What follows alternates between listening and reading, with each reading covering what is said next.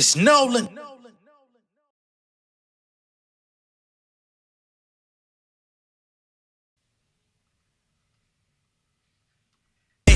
Who that boy named Nolan? Coming straight up out the swamps, I feel like it's New Orleans. Finna drop another flavor pack, bitch, I'm a comic. 5'4", but my style enormous. I woke up fresh, my swag is alarming. Hold up, I gotta pace myself. When I rap, I race myself. On these tracks, I amaze myself. I ain't got enough ops, nigga might just waste myself. And I bet that shit gon' sell, I'm self-made, well paid. I don't fuck when niggas need a barricade. Man, fuck your album, need a hair aid. Got 2 straps, Nike Air Raids. I'm in my creative player phase. Every setting, I'm a 99. I just signed on a dotted line with my hair looking like Einstein. Flow kill 'em like cyanide. Bread it up, Long John Silver. All cash like a drug dealer with the same teeth on Reggie Miller. Bitch, I need queso, pesos. Brands on me like racer clothes. Too much drip on my A-flow. Pockets feel like egg rolls. Health insurance, no HMOs. Got a new record on HBO. Fuck the radio. No military, I'm signing up for Navy Federal. Ayy, they say not to brag. I need to be more humble. Hey, verse, I be going dumber. Like the hoes on no jumper. Keep my cars on airplane. I don't even really need a phone number. Backstage, I just curved them out. I hit the jets on a light road runner. I'm that nigga. Yeah, flow on glacier. Y'all don't get my nomenclature. Kill the beat, that's Nolan's nature. Watch your tone, my homies on papers of birth styles. Hot like a first down. I just spit like a 30 cal. Too versatile. Gotta talk money if it's worthwhile. I don't converse with clowns, but nigga, What's going on, beautiful people? It's the kid J Nolan here. Welcome back to another episode of Inside the Industry, your number one source for music, entertainment, commentary, and breakdowns. Hope everyone's doing well out there. Now, in this video, we're going to be going over Cardi B. Now, y'all know Cardi B has been melting down a lot lately. She's been having a lot of different rants. She's been on Spaces more than she's been in the recording studio. And, you know, I'm going to be honest, I haven't really taken too kindly to it. Now, as a Cardi B fan and somebody that just wants to see her win and see her break away from all of the social media and all of the rants and all of the negativity that seems to be creeping and rearing its ugly head into her situation, I can't control none of this stuff. But that's just where we are. You know what I'm saying? Over the course of the last few days, she's gone live multiple times on Spaces. At one point, people were trying to ridicule her, say that she's an overhyped rapper, say that she's lazy and that she's a glorified social media influencer. People were trying to clown her about doing, I guess, a Shein advertisement. She came back and fired back at the people that was talking about that, and she said, "Y'all over here trying to joke on me and say I'm broke or I need money, but I did that Shein ad and got paid $700,000 just to do a 1-minute ad that I don't even have to post on my page, just in my story. Now y'all tell me who's winning, who's losing, and who's broke." Which I understand. But unfortunately for Cardi, I think she's gotten a little bit too comfortable coming out and talking finances with her fans. It's one thing to talk finances on a record and pop your shit. It's another thing to even do an interview and you're talking about all of the different business deals that you have going on outside of music to basically build your stature, build your enterprise, your business, your empire, and set your life and your kids and your family up for years to come. It's another thing to get on Twitter Spaces with a bunch of people who don't have, a sliver of what it is that you have, for you to get on there and brag and talk about what you have going on compared to the people that are either talking about you, consuming your music, or wanting to be attached to you in some way. It's the same thing that I used to criticize the City Girls for. Both Young Miami and JT used to get on Twitter and say, "Oh, y'all don't like me, y'all still broke." You know what I'm saying? Y'all can talk about me all day, but y'all ain't gonna get no money because y'all broke. And both of them have detached from that, and it paid off for JT this year, having probably the best year of her career as a solo artist, taking it to the booth, taking it to the music, rather than arguing with fans and other artists online. I think Cardi B definitely needs to take a page out of these books. Megan Thee Stallion, she used to get active on social media. She used to go live, you know what I mean, throughout the whole endeavor with the Tory case. She was getting on live. She was talking. She was tweeting. She was doing all that. This year, we haven't seen so much of that. If she really got an issue with you, she got a problem with something you say, she'll rather send you a motherfucking lawsuit. You know what I'm saying? I make a documentary and talk and tell y'all what's really going on. But I'm not finna get on here and go back and forth with you niggas. I'm living my best life. Cardi, we gotta get to that point. right? So while she was basically boosting up all of this money she's making, she came out and said, yo, y'all think I'm broke? I spend $3 million a month. Ain't no way I'm broke. I'm turning down $65 million touring deals, right? That's without the album. She said, y'all, hey, I ain't put out an album 6-7 years. I just got an offer this year in September for a $70 million tour that I said no to because once I put the album out, they're going to have to go up. All pretty customary stuff, all great things, all stuff to be proud of, right? But in the context of the conversation, it's, I'm doing so great. You motherfuckers is poor. Please quit trying to play with me. And it rubs people the wrong way. Even the people that's not involved, just the people that's listening. Yeah, they fans, they're going to support you. But at a certain point, people are going to start saying, hey, man, this shit ain't really fly, right? This ain't, You ain't got to throw it in everybody's face that you're making the money. Again, you can rap about it. There's other ways that you can express these same ideas and make it entertaining and make it something that people can sing along to or sing your praises about. But that's like, it's basically like showing up to somebody's job and saying, I'm finna shit on you today because you had so much to say about me. Now I could buy you and your family. And she said I could buy you and your family. Now I do think that the particular person she was talking about was an associate of Nicki Minaj, or at least a former associate. So I think that's where a lot of this stuff came from. But whatever. We're not really here to talk about that. So an old producer of Cardi by the name of SwiftOnDemand, he caught wind of Cardi B saying that she spends $3 million a month on her family and all of her responsibilities, bills, etc. And he was angry about that shit. He like, what the fuck going on? Because he worked with Cardi B back when she was doing the mixtapes, the Gangsta Bitch Volume 1, Volume 2 shit. Right? Now, I'm going to be honest with y'all. I was not a fan of Cardi B during her mixtape era. She was on TV. She was on Instagram. I used to have coworkers at the time that used to pull up her videos from IG of her screaming, yelling. I wasn't fond of her at that time, right? Especially not that shit. But she evolved. At a certain point, she got with the right team and she started putting out fucking bops. She started putting out hits. And I'm like, oh, snap. She made good of herself. I support that, right? But I wasn't really keeping up and keeping tabs with Cardi B during her mixtape era, during her Love and Hip Hop era. I wasn't clued in. I wasn't watching Love and Hip Hop. I still don't watch Love and Hip Hop. So there's parts of and elements of her career that I'm not well versed about, and I'll never act like I am, right? So if you go back in time with this producer SwiftOnDemand, around 2016 is around the time that they were working together. So this is over 8 years ago at this point. Okay. So he was her producer, and I think they also had a little bit of a romantic exchange at this time. You know what I'm saying?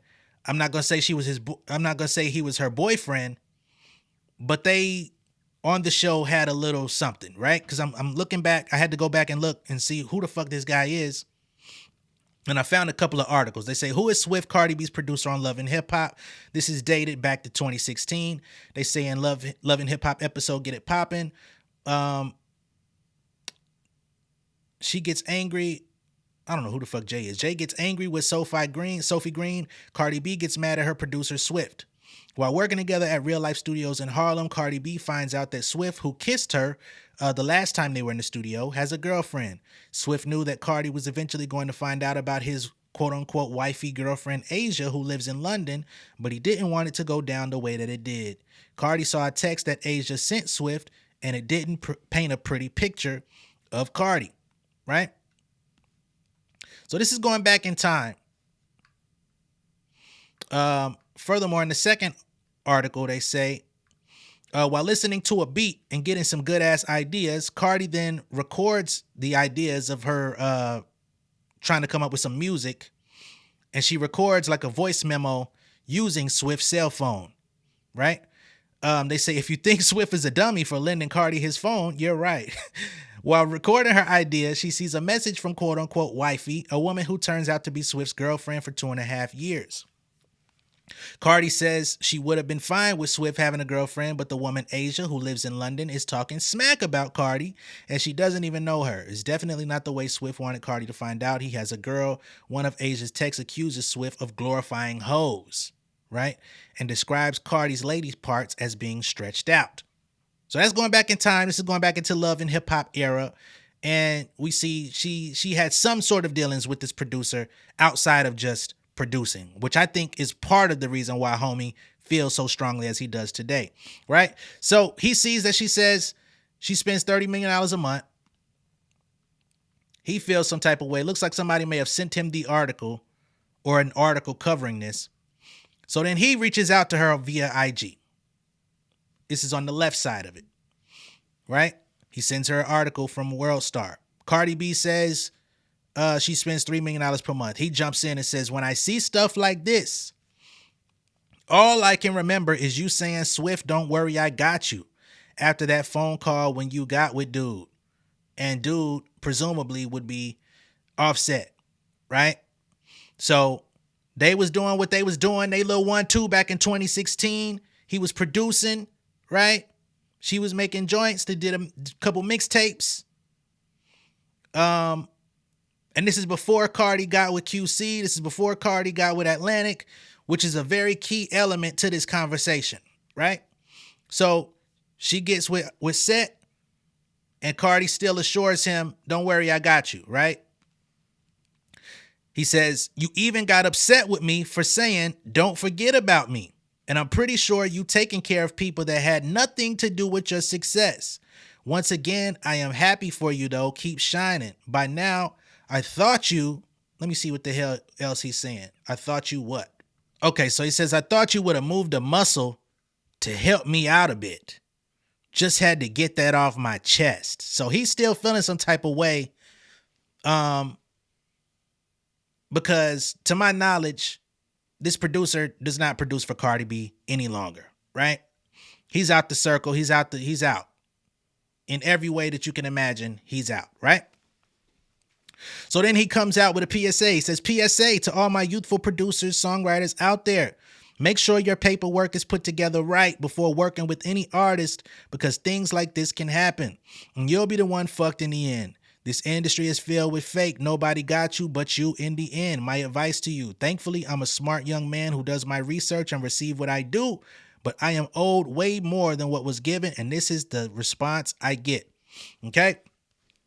He also played audio of Cardi B responding to him in this DM, where she began to cuss him out a little bit, call him a little bitch, and say, get the fuck out of here.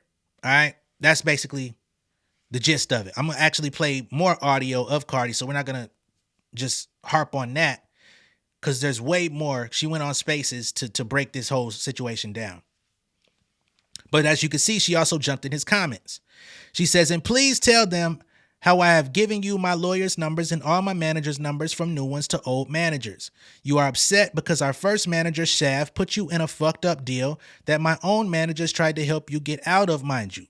I was in a fucked up deal myself with the same person that I had to end up paying $11 million.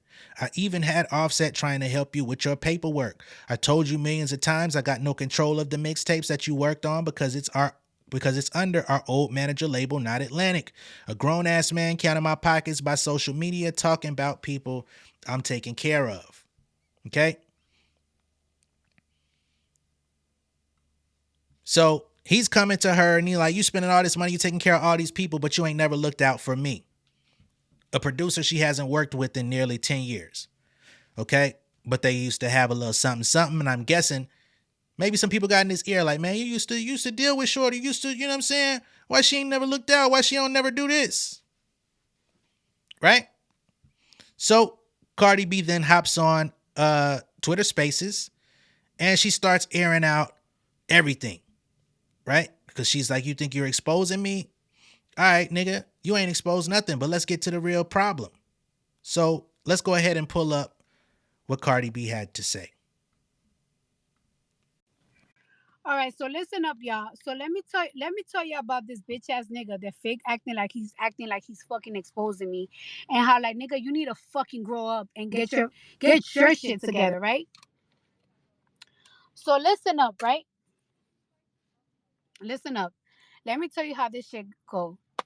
This producer was a producer that my old manager Shaft got for me to help me, you know, uh, with my first and second mixtape, right?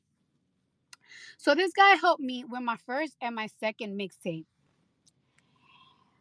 Mind you, right? Like he helped me with my first and second mixtape. After my first and second mixtape, he hasn't helped me with no music. Like we cut ties and everything. So mind you, this guy was signed to my old manager Shaft, and I was signed to my old manager Shaft. So Shaft was practically feeding us and giving us crumbs for percentages. He gave us crumbs for percentages. Like in order for me to get out of that fucking contract with my old label KSR, I literally, I fucking literally spent a million, like almost $1 million in litigation, and I ended up giving this man $11 million just so he won't be $11 million just so he won't be part of my second, my third, and fourth album, or my sixth album, because that nigga had me signed for 6 contracts. So he only gets a percentage of my first album. He practically gets the whole my first mixtape and my second one because Atlantic wasn't involved with that. So that's what I had to do to get off my contract. Now this guy, the producer guy, he also getting fed crumbs because he has a bad contract with my old manager Shaft, and I have tried to help him.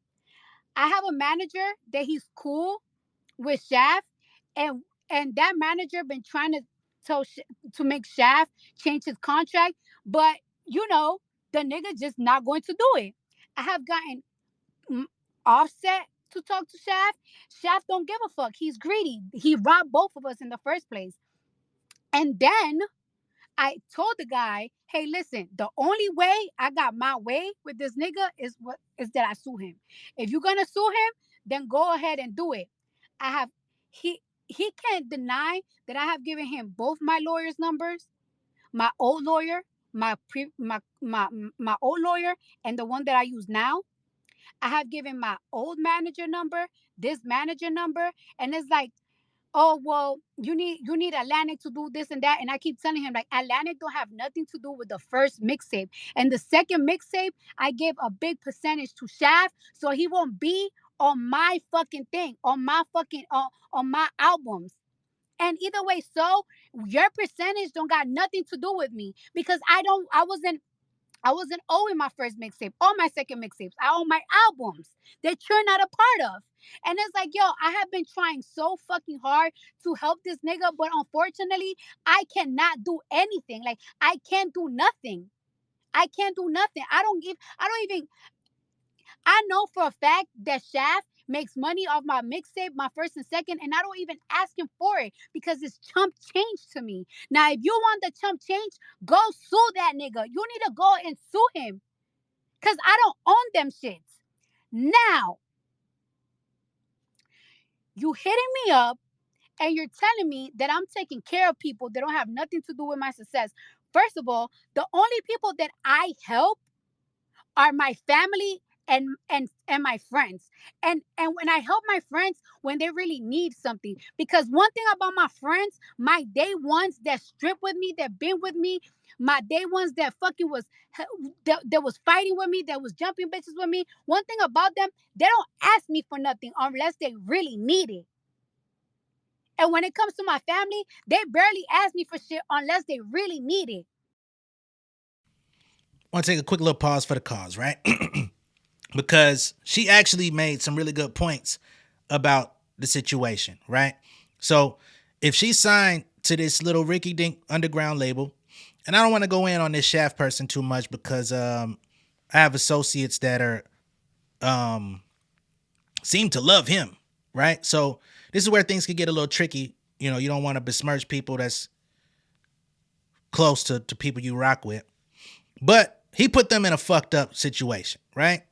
So he signed Cardi B as an artist, and he signed this guy SwiftOnDemand as a producer under the same label under KSR, and she's saying that he put them both in a fucked up spot. Now we've got SwiftOnDemand coming out saying he was never paid for any of the contributions that he did on the production side on those first two mixtapes, right? But you got to understand, if they're both signed to the same small label managed by the same person, then no, you're probably not going to get paid any upfront money. Your money would typically come from royalties, right? Because if your manager's working with both of y'all and putting y'all in the studio together, you're not going to probably get $500 to $1,000 per beat because y'all are on the same team. So it's like, you need a producer, as in Cardi, and you need an artist as a producer. And I think he puts out his own music and tries to rap and stuff like that too. So they come together and they end up making these two mixtapes. I don't know if he produced everything on all of that shit, but he was around, right? Cardi B then ends up blowing up within about a year or two. About 2 years of them fucking around doing they shit, right? Cardi B is like, shit, man, I'm trying to get the fuck up out of here. This nigga got me in a fucked up spot. She's starting to get around real people in the industry. She's showing people, probably attorneys, her contract. They like, oh man, that's fucked up. You got to get out of there. She said she spent $1 million on litigation, meaning back and forth, trying to work it out. Eventually, she had to put him and give him rights. She let him keep the rights to her mixtapes. So she makes nothing off of the mixtapes. The mixtapes are available on streaming now. I didn't know that they were, but both of them mixtapes are available on streaming. And diehard Cardi B fans that fell in love with her during that time period, they probably still go back and listen to that music. And she gets nothing off of it. It all goes to Shaft. And if you want to know who Shaft is, it's the bald nigga on the right side of the screen. Okay? He's eating off that. If you look at the photo closely, you'll see there's a Bodak yellow plaque right behind his head. Right? So he's eating off of all of their work. But yet he's coming to Cardi B, and when I say he, I'm talking about Swift. Swift is now coming to Cardi B saying, hey man, I'm not eating. Cardi B saying, I'm not eating either off that work that we did together. Nigga, go to Shaft. Right? Now, I've seen some people online that are saying, no, Cardi B needs to pay that man his money. I'm sorry, that's not how that works. Because whatever was placed on paper is, if all of their royalties are redirected to Shaft off those two projects, then Shaft is the one that has the money that Swift would be owed. Now, if Swift had beats on Invasion of Privacy, that would be a totally different situation if he was unpaid, because that's actually under Cardi B. She has more reign over her career at this point. She says she owns fucking Invasion of Privacy. She owns masters, right? So that gives her a little bit more power to say, nah, make sure he's good. You know what I'm saying? But she's not eating off those first two tapes. Now, she could pay him some money out of the goodwill of her heart to say, you know what, you're going through financial hardship. Here goes something. But she's saying, nigga, I'm not giving you shit. Right? And you trying to expose me online, which you think you're going to bully me into paying you some money.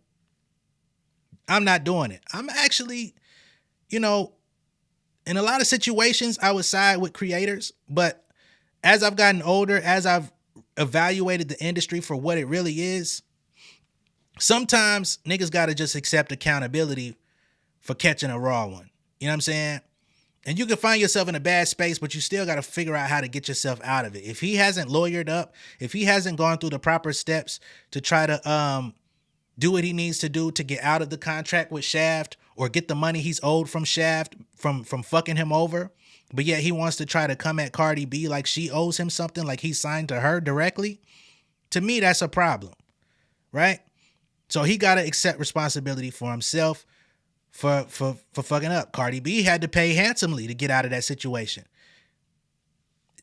He had her on paperwork for 6 albums.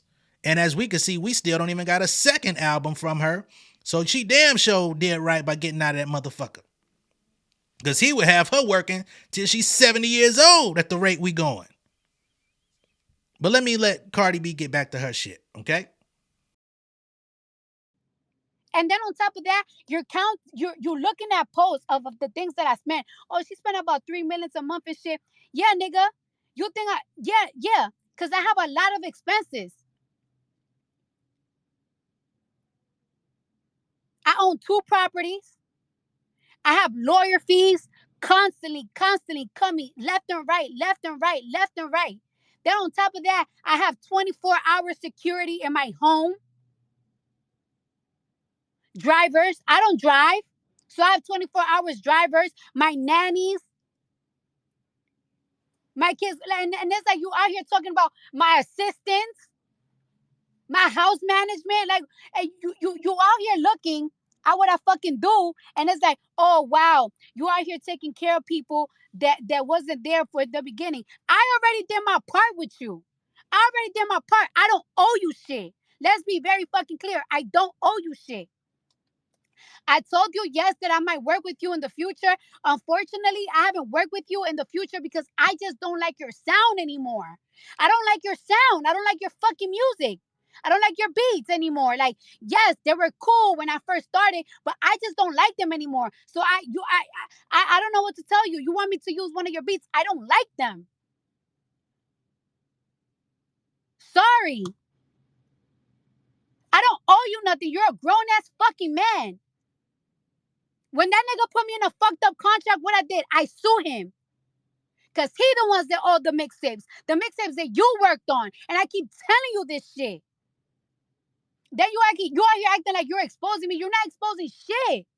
I don't give a fuck. I'll tell you. I was trying to be nice. I have given you my lawyer's number. I have given you my fucking management's number. You had a conversation with Offset. Like, what else do you want from me, nigga? Then on top of that, we did a song together 9 years ago, and you asked me for the clearance. I was like, okay, fine. Hit up my lawyer. I'll clear it for you. I don't give a fuck. But no, that message that you sent me when you said you are here taking care of people that doesn't have nothing to do with your success, it just goes to show. It just goes to show me, my nigga, that you out here looking for a handout. And this is 2024, nigga. I'm not giving out no fucking free money. I already did my part. I did my part. Go sue the nigga. Go sue Shaft. He's the one that you're not signed under me. You signed under him. And that's what you're not telling people. You are signed to him. That nigga signed me in a fucked up contract. Nigga, you're not the one that had to give him $11 million. I had to, so in order for me to break off my contract, I had to give this nigga 11 M's. And you acting like I owe you shit. He owes you something, not me. And you fucking harassing me for shit, a grown-ass man.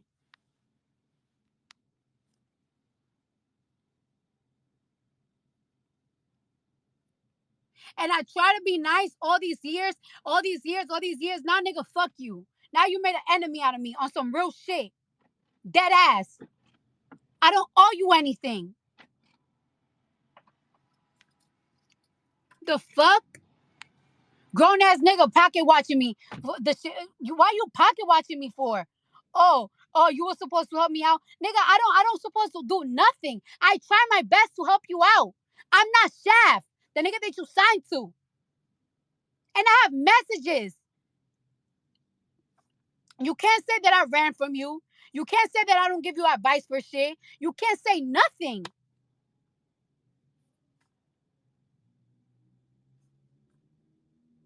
The thing is, you're a grown ass fucking man that don't want to get a fucking job. And then you're going to tell me you out here helping out people that don't have nothing to do with your success. Nigga, I got 3 fucking kids I take care of. 3 of them. Not 1, not 2, but 3.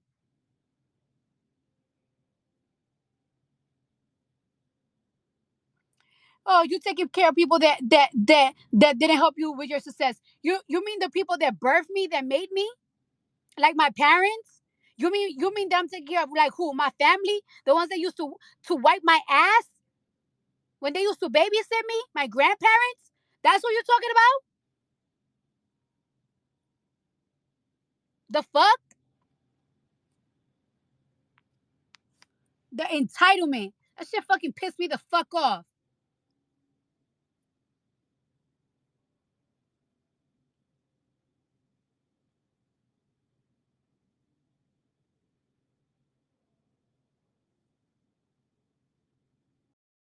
I've been trying to help this nigga for years. Bro, get a fucking lawyer. Get a fucking lawyer. That's not my issue. You crying about a fucking mixtape that it fucking is making crumbs. I know for a fact Shaft collects checks for that fucking mixtape. I don't even ask him for it. I don't give a fuck. If you hurt so bad about it, go sue that nigga. I don't own those mixtapes. What the fuck you want me to do?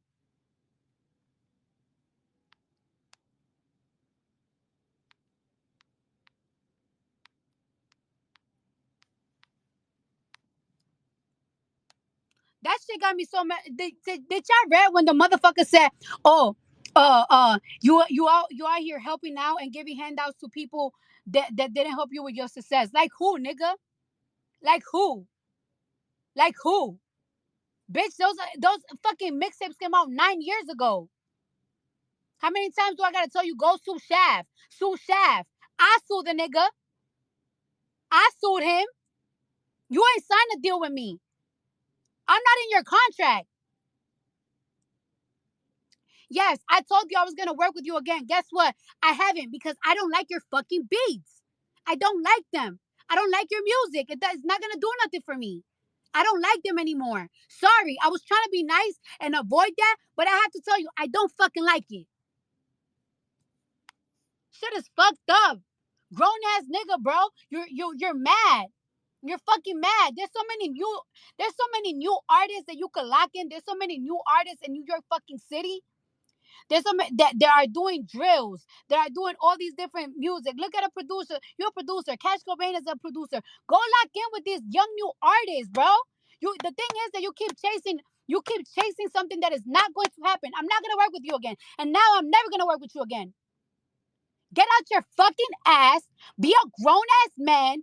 You're in your 30s. I'm in my 30s. You have kids. I got kids. Some people just think that that shit is gonna fall off the fucking sky. Get a job. When I met you, you ain't had a job. And to this day, you still don't have a fucking job. Get your grown ass up and fucking work. Stay out of fucking be about me. Oh, you spending about 3 million. And if I spend $5 million, it doesn't fucking matter. I don't owe you shit. I don't owe you a fucking dime.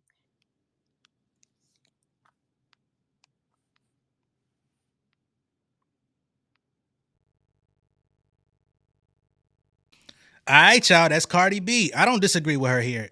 Um, Again, maybe if their rapport was a little bit better, she could have, helped. Maybe I don't know. I don't know what the deal is. You know what I'm saying? I can't go off of just a couple interactions and say I know the totality of everything. But I don't know how humble he came to Cardi B, to say, hey, I'm trying to get a lawyer, but I don't have the money to pay for nobody. You know what I'm saying? I don't know anybody that would do pro bono work for me. Could you assist me? You know what I'm saying? Everybody's not gonna do that. Everybody's not gonna hold your hand through that process. We are talking about the music business here. We are talking about adults. It does get tricky. It does get you know, it's confusing. You gotta learn. You know what I mean? But at the end of the day, for him to act like she's supposed to give him some sort of financial relief just because they worked together 8 years ago when she was an upcoming artist, I don't really see how that equates, right?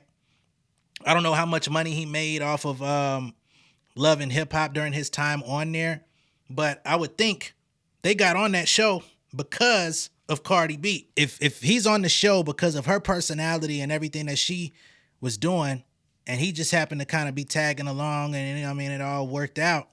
I don't see how she would owe him anyway, right? But again, off of that mixtape work, I understand. He's like, I worked on your music, but if the manager that was doing all of the business behind the scenes put y'all in fucked up contracts where neither one of y'all are eating off of this, but she went on to become an international superstar and you didn't, you just got to understand that that's the way that the cards were dealt. She's the international superstar. You're where you are. She says, why aren't you linking up with new artists? There's so many other people out here that you could work with.